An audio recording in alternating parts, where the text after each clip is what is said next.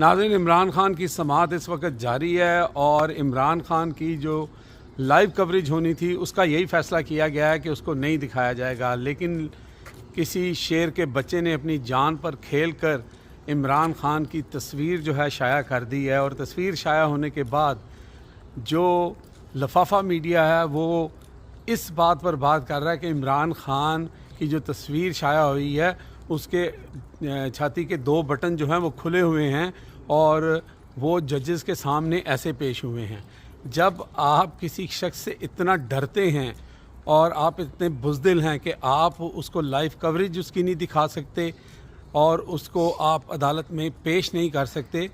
तो आपको ये छोटी छोटी बातें याद आती हैं। जब